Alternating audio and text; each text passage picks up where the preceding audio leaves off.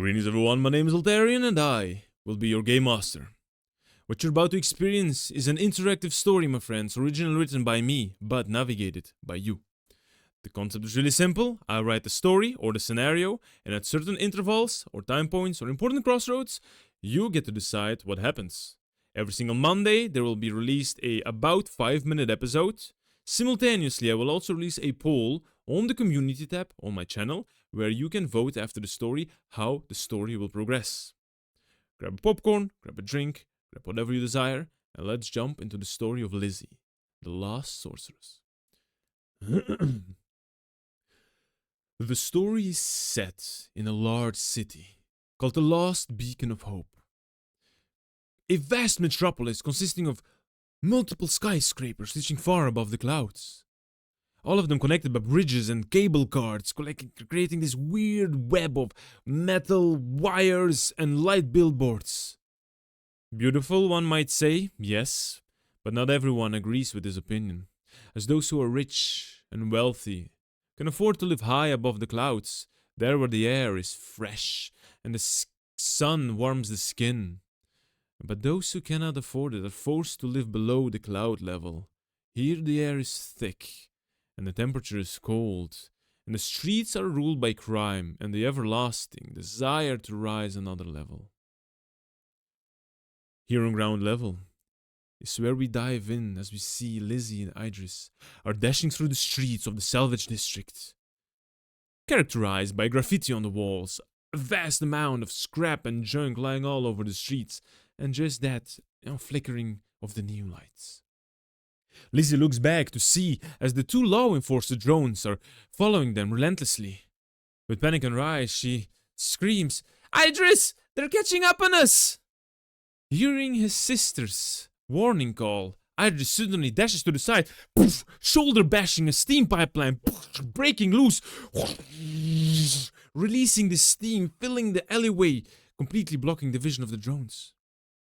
Lizzy, knowing this is her cue, completely comes to a stop, spins around towards the steam, and stretches her arms in front of her, looking left and right to the walls, to the pipelines, and as if wanting to grab her with her arms, she flexes her fingers. Suddenly, one steam line after another breaks loose from the walls, breaking, creating even more steam, completely blocking the vision. And with the bending and twisting of her fingers, you hear the metal of the pipelines completely intertwining into a net of metal, blocking the passageway for the drones. Hoping that she has bought a little bit more time for their escape, she turns around and follows Idris in his footsteps. Now both of them know very well that navigating through the streets of the Salvage District is no easy feat, even for those who live there. As only after a couple of minutes, they come to a dead end. They're both looking left, right, contemplating, calculating the decisions, their options, as Idris looks to Lizzy. "Lizzy, I think we're stuck. What do we do now? Damn it. You've got any idea, sis?" Lizzy looks at Idris. "I don't know, brother. I mean, the wall is too high to climb, but I think the drones are catching up. How about we fight them? I can handle them. I can break one with the power of my hands." Idris, with concern in his eyes, looks at Lizzy and says, "Lizzy, we've talked about this. We cannot use your magic. What if they record you while using magic? They'll send the whole police force after you. They might even kill you. This is out of the question." "But Idris," "No buts." And right as he wanted to say something else, a black shadow dashed in between them. Both following the shadow, they look as a dog jumps in between them, with black pointy ears and a long snout, quickly and dexterously maneuvers up to a garbage can, into a ventilation system, jump on the wall, as if just glued to the wall, jumps into a windowsill, into a billboard and up on the wall. And then it stops and spins around and looks down, looking at Lizzy, as if expectantly. Now, the sound of the drones approaching closer, Idris averts his gaze from the animal, looking down at Lizzy. He grabs her by the shoulder. "Sister, listen here. I know this isn't the best idea I've had, but You have to trust me on this one. And he goes into his pocket and he reveals what looks to be like a prism-shaped bronze pendant hanging on a copper wire. Take this, Lizzy. And he looks after behind her and gestures, hide in a dumpster. And whatever you hear, don't come out. And once the coast is clear, Lizzy, go find Morris in the Neville district. I know we haven't been there yet, but you're smart enough. You're better than me. You're agile. You're highly intelligent. You can do this. I trust this, sister. Lizzy looks at Idris in his eyes and... what are you going to do? Idris smiles, steps back and clenches his fists, wearing his metal knuckles. I'm gonna make some trouble. And with this he turns around and dashes behind the corner, meeting the first drones. Lizzy holds out the pendant in front of her. Whatever this is, must be pretty damn important that they sent 2 law enforcer drones after it. Knowing her brother pretty well, he doesn't do stupid stuff without a good reason. Lizzy looks one more time towards the direction where the fighting noises are coming from. I'll come back for you, brother, I swear. Turns around and she starts growling on the garbage dumpster. And from then on, she stretches out her arms and tries to hoist herself up on the ventilation system. Then she tries to inspect how the dog got all the way on the windowsill. Maybe I could bend the metal plating of the skyscraper to create a footholding. Like before, she stretches out her arm and imagines herself grabbing, ripping open and bending this piece of metal. She releases the tension from her arm. She suddenly feels as the exhaustion flows over her body. Ooh. My God. Oh, I did it. Alrighty. 1, 2, jump! And she jumps. Thankfully, the foothold is strong enough to give her just enough airtime to reach the metal grate, the window. And from then on, the billboard and the top of the roof is easy enough. As she comes next to the dog. Alright, buddy, I made it. I did it, just like you. Another second too late as the 2 eye-shaped enforcer drones hoover into this dead end. Commencing scan.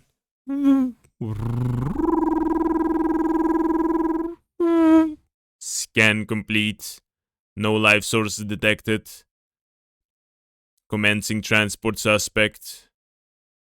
Lizzy sees that the 2 law enforcer drones are hovering away with their brother in their arms. She crawls back and descends down the fire staircase on the opposite side of the building, followed by the dog. A bit absent-minded and lost in thought about what had happened and what she must do now.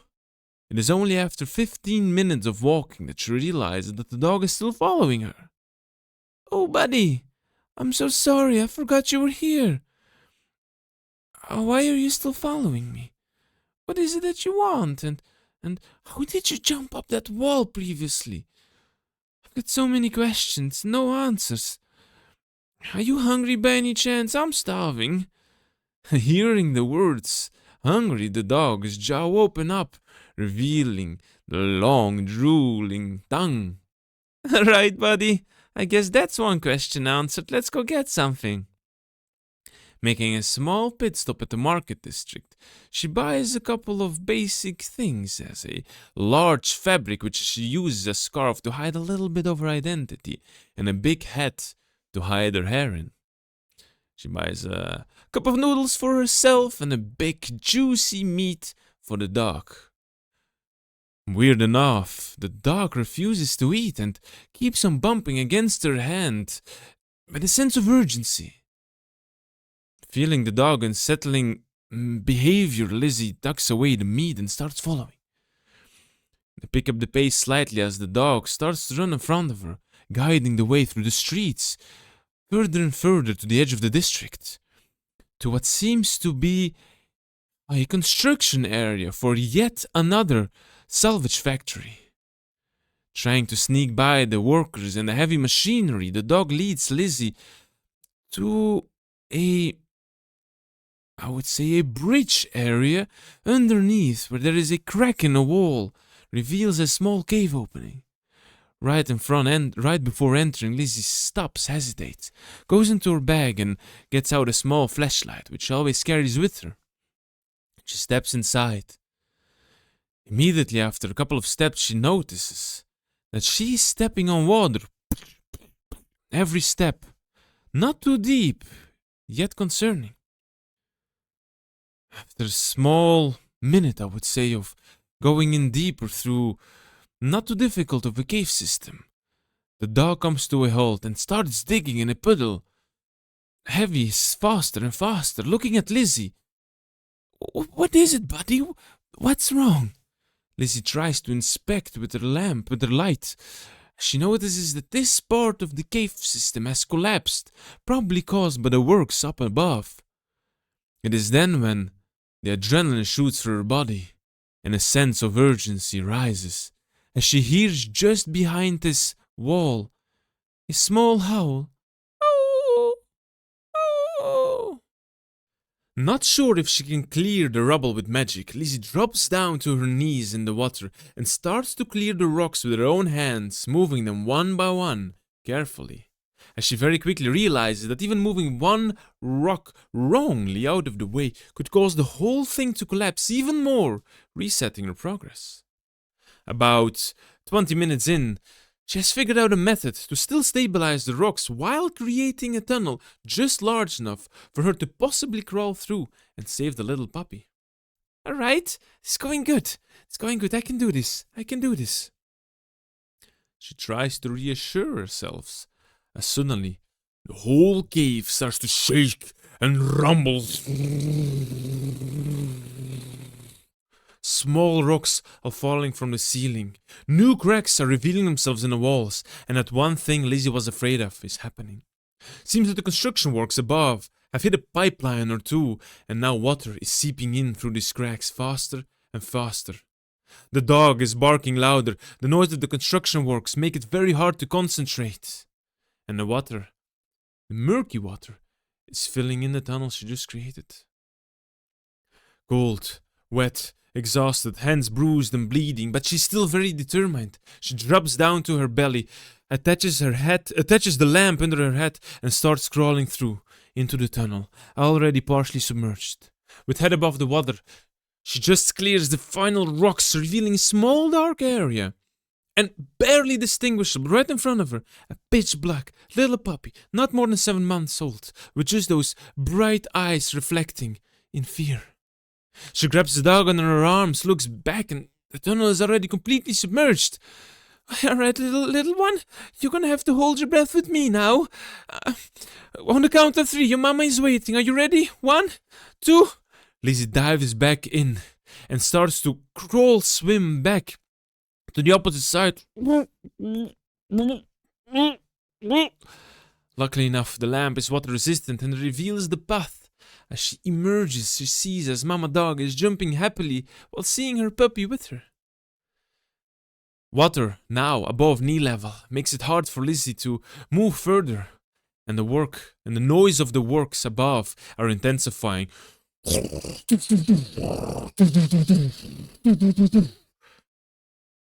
Shaking the cave even more, damaging the integrity of the small cave in general. Now, not small rocks, but bigger pieces starts to come loose, falling around Lizzy. Let's go!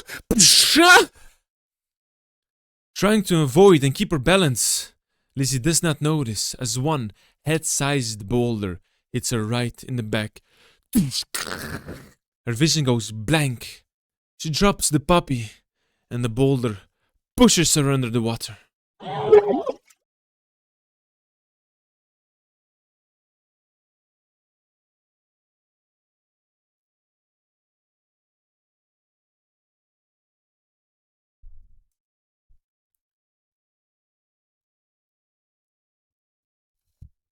It's sunny. There's a boy running. A little boy. But the boy grows older with every step he takes. It's the warm and welcoming smile of her brother. He has taught her everything since they escaped the mage purge 10 years ago. And there is Granny Nana. It's not a real granny, she's a caretaker, but she definitely has the best mushrooms too. And there is the dog. Lizzy didn't had a dog. Lizzy, her feet are coming from the ground. She's floating up, higher, higher.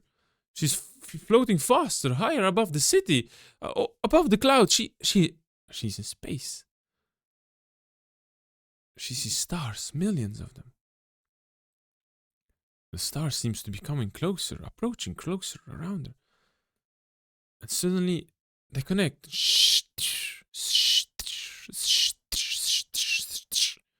Creating this interstellar figure in the shape of a dog. The dog approaches her. You have saved my child. I am grateful for this. And in return I will save yours. We will form a pact, and I will grant you my life's essence to prolong yours. Go now, little sorceress. The world is waiting for you. There is much to do. And remember, whenever you are in need, you can call upon me. I will come to your aid. The dog touches Lizzy's forehead, and as if disappears inside her.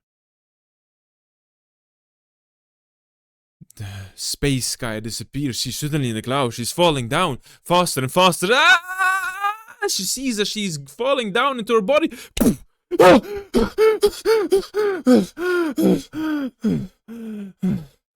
She looks up and she sees the bottom of the bridge. The next hour or so, Lizzy spends walking with the puppy inside her jacket. Walking home, lost in thought. What just happened? Was I in space? Where is Big Dog? Did I die? I have to tell brother. Oh, where is brother? I hope brother is okay. What was I doing today? What did I have to do? What am I supposed to? I don't. Walking up the metal staircase of the living containers on the 7th floor in the salvage district. She reaches living container number 7A581. It's here where she and her brother lives with Granny Nana, her caretaker. But before opening the door, she hesitates, thinking, what will she tell Granny? Lizzy turns the key and shoves open the door. What looks to be like a large cargo container from the outside has a surprisingly warm, cozy wooden interior design. This whole thing consists of mainly 3 areas: the kitchen area, like the bathroom area, and a large living area, I would say, but completely filled with shelves, drawers, and a lot of planks that can be opened up and repurposed for a bed, a shelves, table, or even like a second split wall to create like a new room. Stepping inside, Lizzy is being welcomed with this smell of fresh mushroom stew, followed by the shuffling of Granny Nana's slippers. Lizzy stopped wondering long ago how Granny Nana always knew that Lizzy was coming home. Why does it smell of old dog here, Lizzy? Is that... Oh dear, what had happened to you? Lizzy leans back against the door and slides down. Beyond exhaustion she is. Opens up her jacket, releases the happy puppy. Nana, you won't believe what I'm about to tell you. And for the first time in years, Lizzy finally opens up her heart to Granny. She tells her everything what she had heart cropped up in her heart about their origin, about her magic, about how she feels alone, about how she feels like she's the odd one out. And this whole time, Granny just listened very attentively without interrupting. And it's only then when Lizzy started to explain about her near-death experience and this vision of stellar forms is when Granny stood up and shuffled towards the bookshelf where she keeps her cooking books. Lizzy never bothered to go through them as she wasn't ever interested, but apparently she should have. As Granny sits back down at the table, she hands over Lizzy a book, fairly thick but small in size, with a thick leather brown cover, and the only decoration on the outside is just the red golden shape of a bird. A phoenix, Granny says. Your brother had it when I met you years ago. He defended it with his life. It's only months later, when we all started to trust each other more, that he gave it to me for safekeeping. He said to give it to you when the time was right. And I guess this is it. As you open the book, and the first impression she had is that it is a weird instruction book of what looks to be like morning gymnastics. Black drawings of small humans doing body movements, arm movements, or just body positions. But the only thing that really makes it different is these glyphs and symbols and drawings and markings that are quite similar to the tattoo on Lizzy's arm. She moves her gloves and compares, and it is fairly identical. This is surely a book about magic. As the top of the first page reads, Wind Push. Completely absorbed by the instructions written below the pictures, Lizzy tries to copy the movements with her arms while eating some of the mushrooms too, but way too tired and nothing really happens.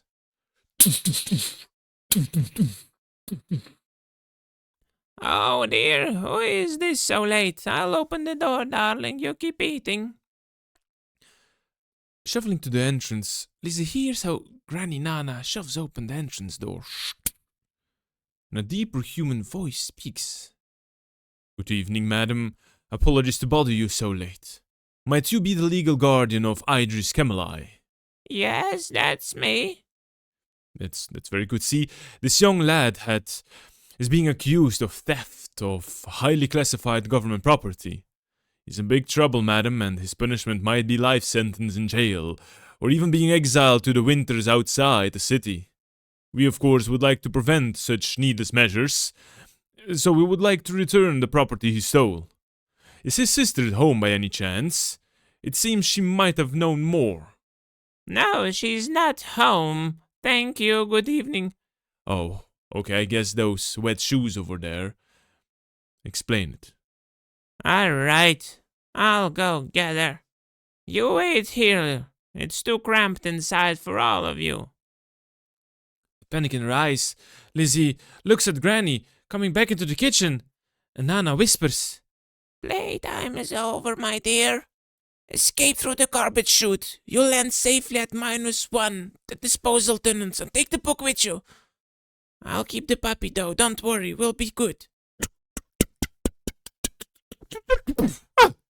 This is the second time within 12 hours that Lizzy finds herself inside the garbage can.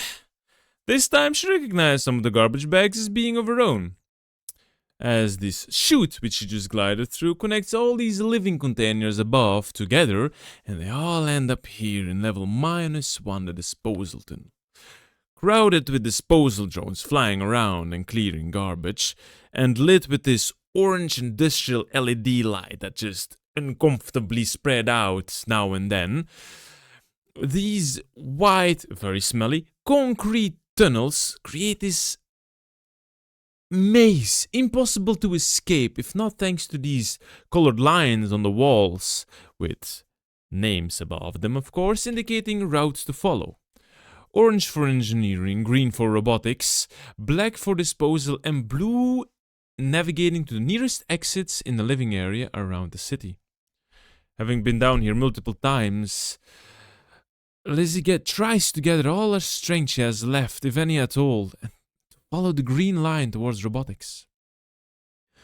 After what surely feels like 3 hours of walking, the last thing she remembers before fainting were gentle arms catching her as she fell down when she opened the door. The smell of rice and curry gently wake Lizzy up, and as she opens her eyes, she finds herself in a familiar couch in a familiar room, garage, apartment of Pavel. Her first friend she actually met arriving here 10 years ago in the city. By now 21 years of age, slender yet agile, robotics engineer and hacker, or software philosopher, as he tries to call himself. Never accept the code as it is, always try to question it, says every so often. With her blanket wrapped around her, she stands up from the couch and strolls out of the office room, or as Pavel has repurposed it to his private living quarters. She strolls down the metal staircase, and already her eardrums are being filled with these construction noise of saws and lasers scraping metal.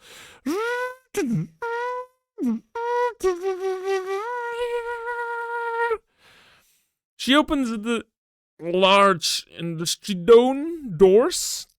She enters in this massive, I would say, drone repair garage, which doesn't really look as a drone repair garage, as Pavel likes to repurpose stuff into his own philosophy area, which he has, aka computers and hacking corner, and kitchen, being pretty large. Good morning, Lizzy. I have made some curry with the leftovers from yesterday. Hope you don't mind. A passionate cook by heart, his dishes are almost as good as Granny's. Thank you, Pavel. It smells delicious as always. Don't mention it. This is what friends do. Listen, Lizzy, I don't want to pry immediately, but your face has been all over the news this morning. You're a wanted woman. I mean, you always surprise me, but it seems that you have outdone yourself this time, have you not? Mumbling a couple of undistinguishable words as she jams in a spoon of curry. Pavel clearly understood what she said. Okay, listen, no hurry. Call me when you're done. I need to go repair some law enforcer drones. They have been beaten up pretty badly. There is one completely stuffed with pipes. These times are crazy today. After a while, Lizzy acts like she does not recognize these drones while she approaches Pavel with a full and grateful belly. Thank you, Pavel. You always know how to make me happy. How are you feeling, Lizzy? You've been sleeping for at least 15 hours. I'm feeling good. Yeah, at least physically I'm okay, but Pavel, I might need a favor. Or I just need help. I need to get to the other side of the city, to the Neville district.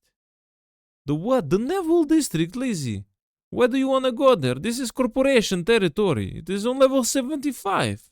Unless you work for them, no one from the grounds has ever been above level 50. What you're asking is impossible. Lizzy smiles. I wouldn't come to you if it was impossible. And she winks. Flustered, Pavel stands up, dropping his tools. Of course, yes. I mean, of course, I know how to get there. This is no problem. But why do you need to get there? What happened? Lizzy briefly informs Pavel of the events of the past days, and together they try to figure out a plan how they could travel across the city without being caught, first of all, and how they could get into level 75. Because they still need to find Morris, wherever he is. Okay, tell me, who are you again? My name is Christina Planks, blonde beauty with green eyes, trainee repairs and robotics. I'm excited to be part of the team. Good, very good. That wig suits you pretty well, and the contacts are pretty nicely done. Now here is your identity card. Always wear it around your neck when working, okay? I have made your profile only temporarily. It will erase itself after 3 days. I don't want to get fired, you know? No worries, Pavel. Thank you for everything. You're welcome. Alright, hop in the car. We're going to take the inter-district lanes until we reach the highway spiral. Between each floor there will be a checkpoint, but nothing major, don't be afraid. We are in a company car, we're pretty safe, and I got clearance. I trust you. Your safety, my safety is in your hands. But I still don't understand why I'm all over the news. They're even accusing me of all random crimes I never committed, theft, burglary. It's insane. I will never let my brother's efforts go to waste, but I really need to get to this Neville district and solve this mystery. I don't know what brother stole, but it seems very, very valuable. Traffic in the district is always very, very slow.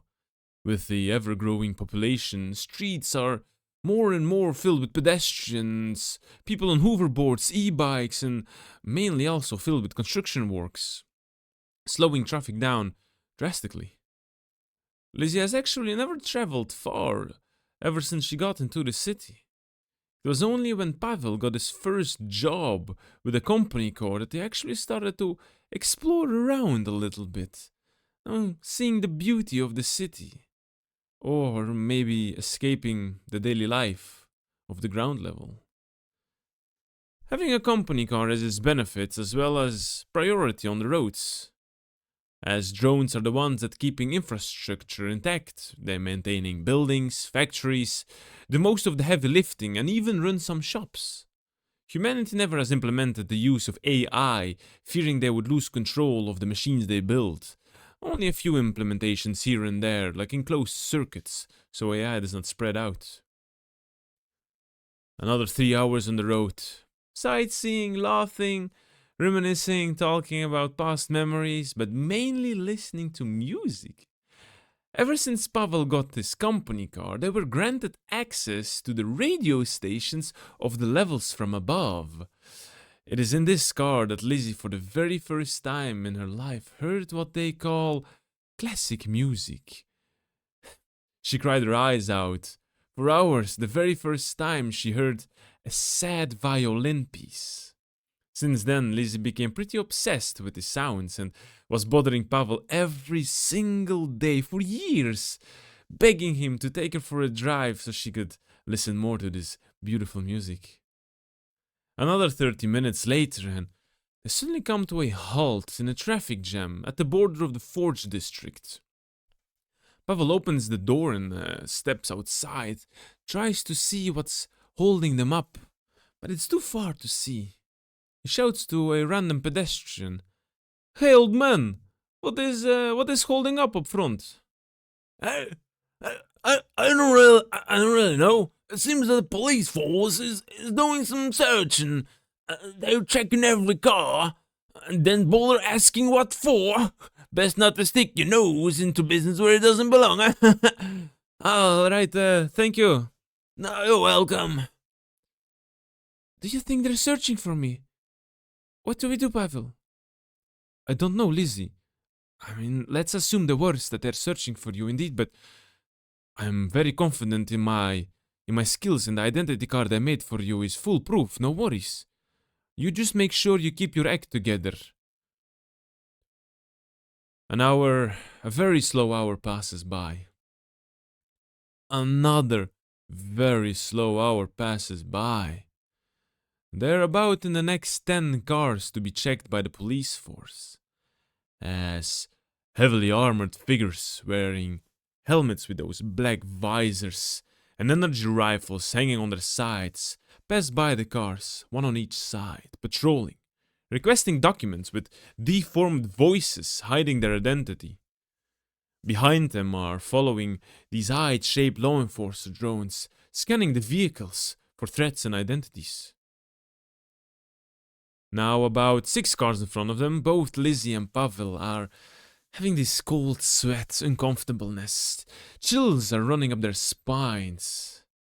I mean, for both of them, they've been living, hiding and running from the law all their life. It's no big deal in the ground levels, but this feels on a whole different level.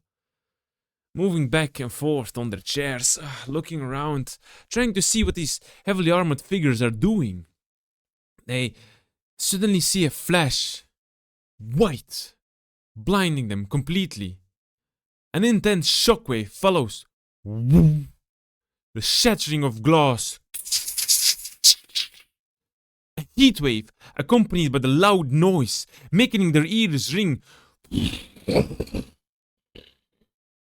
The sudden laws of gravity and a sound of raining metal.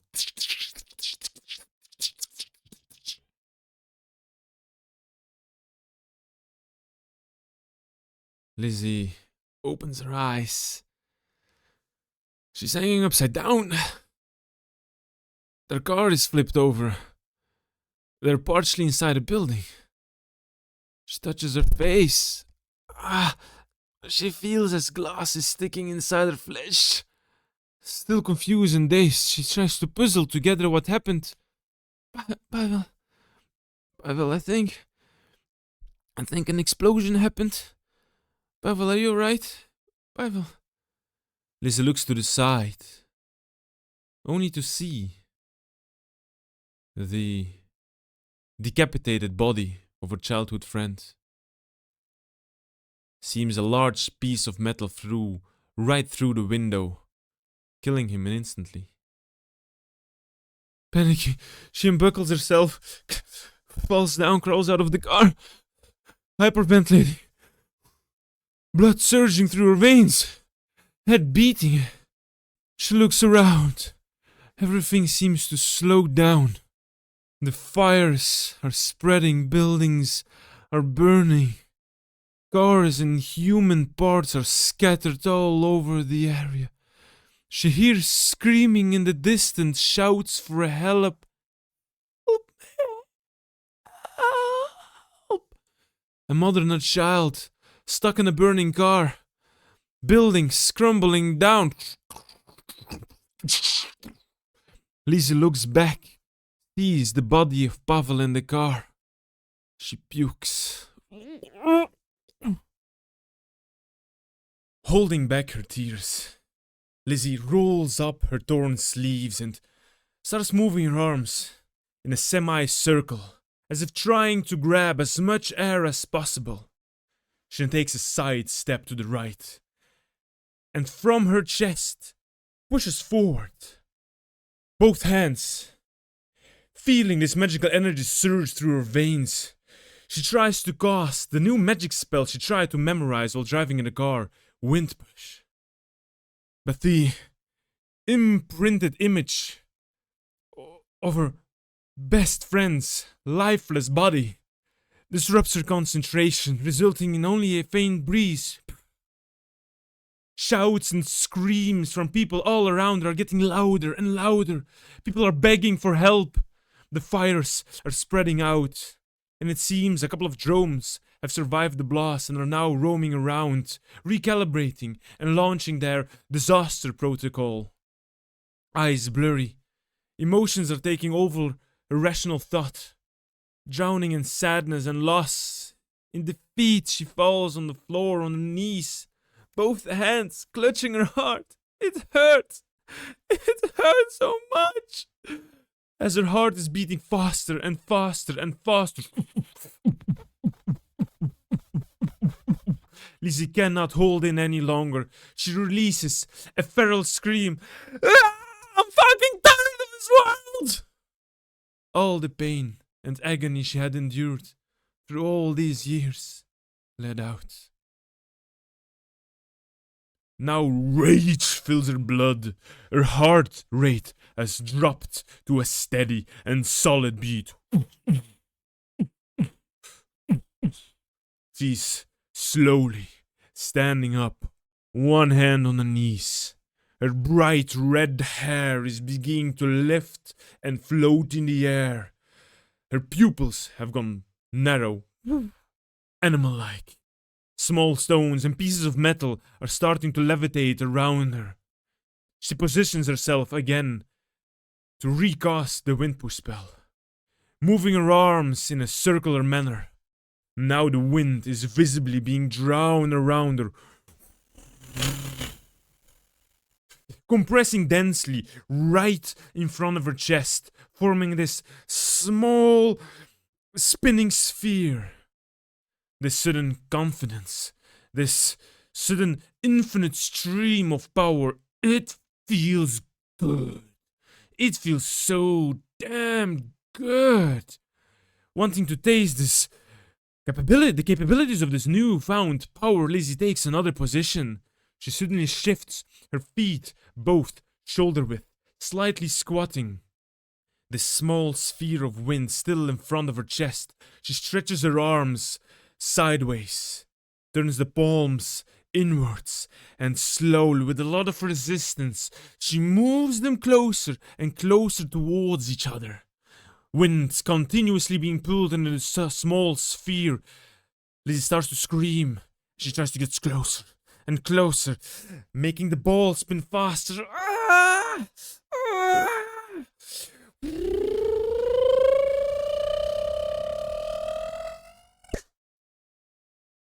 The palms together now.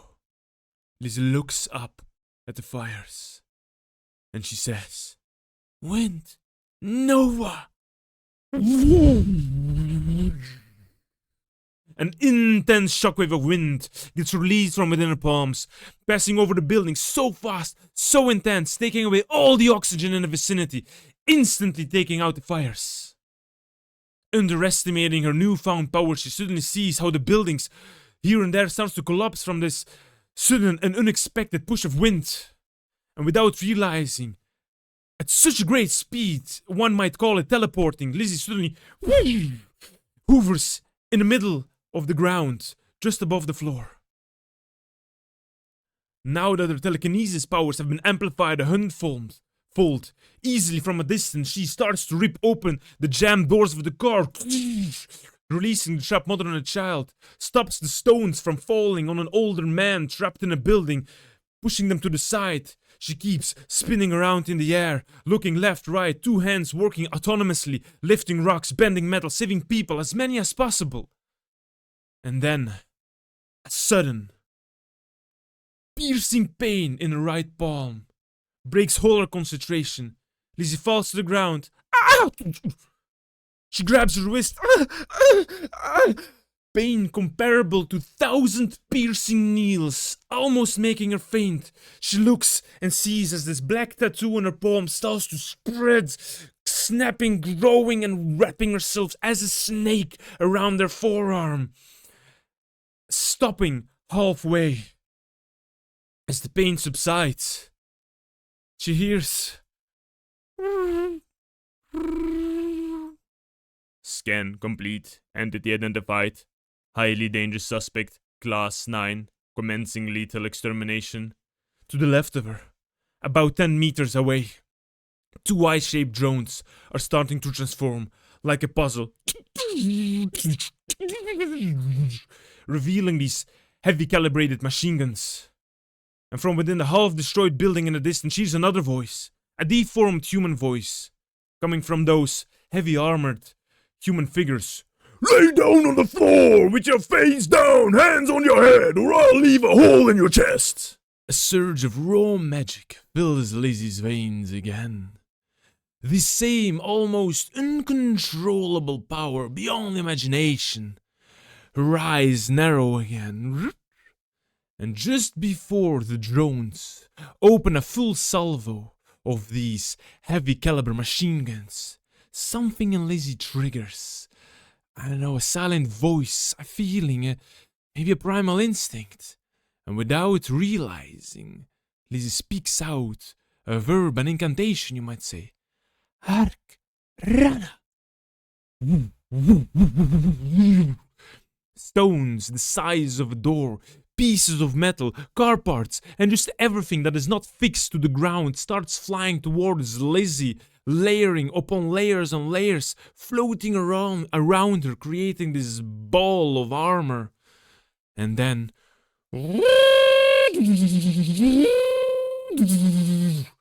Uncertain what's happening, Lizzy hears the rain of bullets are breaking the rocks that are flying around her. And as soon as one rock breaks down, another one retakes its place. And then a bit later, another sound of weaponry joins the offensive. A powerful shot of an energy weapon. almost evaporating a single piece of defensive layer per shot.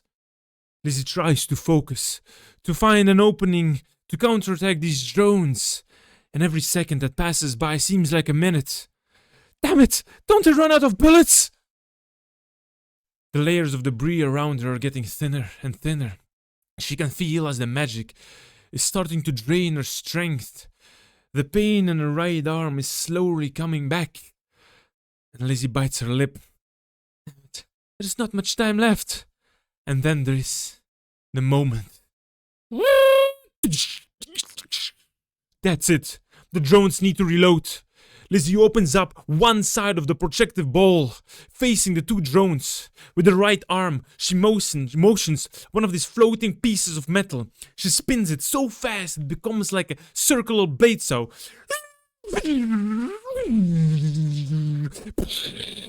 Instantly cleaning the drones in half, exploding them. Her defense now weakened. A single shot finds its way into the inner layer of defense around her, exploding a rock right in her back.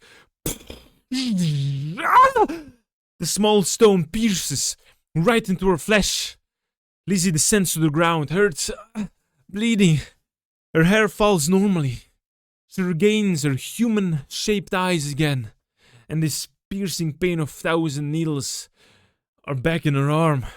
The tattoo is growing up into her elbow now. She clutches a thief. He looks up into the armored figure and she sees that he's taking aim again. With telekinesis, she tries to lift up another piece, barely a meter above the ground, but just enough to block yet another shot. It absorbs the impact, yes, but her magic is too weak to stop the force of the shot, and this piece of metal gets catapulted right into her shoulder, dislocating it. Lizzy falls on her knees. She hurries up with her other arm, trying to lift a piece of metal to protect her from death. But there is no strength left. None at all. Not even strength to cry. No tears. She just looks up with a straight face into this armored figure, into his helmet. Do it. No, stop! An unexpected voice comes from inside. A young mother with a child hurries in front of Lizzy, spreading her arms. Don't you dare kill this child! She saved me and my daughter's life! That's right, and she saved mine too! I was a gunner under those stones! An elderly man makes its way next to the young mother. And mine too! And yet another voice. And mine! She saved me from the fires!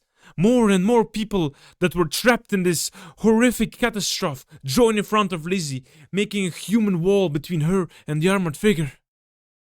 Move out of the way! You're obstructing a police officer! No, we won't! It's wrong to murder a child! The crowd speaks in unison. The elderly man takes Lizzy by the arm and lifts her up. Little girl, we won't hold him off for long. Thank you for saving us. He leans a little bit closer and whispers into her ear. I knew your folks were still alive. I never stopped believing. Good luck, child. Change the world, will ya? And with this, my friends, we are going to end the episode of Lizzy, the Last Sorceress. And with this, my friends, we are going to end the first season of Lizzy, the Last Sorceress. Let's say the first chapter, the first book, however you'd like to call it. There will be no choices now. I hope you enjoyed it, guys. I love writing these stories. Don't you worry, no tears, no sadness. I'm going to create more stories, more to come. A little bit teaser. We are gonna go into space horror survival after Lizzy. That doesn't mean that Lizzy is done. It only means that I will only continue Lizzy if there is enough requests, desire for it. Then I, of course, with pleasure will do it. But for now, let's create more stories. As always, thank you very much for watching. Don't forget to like, subscribe to the channel for more. Drop a comment down below, share your opinions, your thoughts, give me tips and feedback on everything. I am open for improvement, guys. And I will see you in the next story. Have a great day, everyone.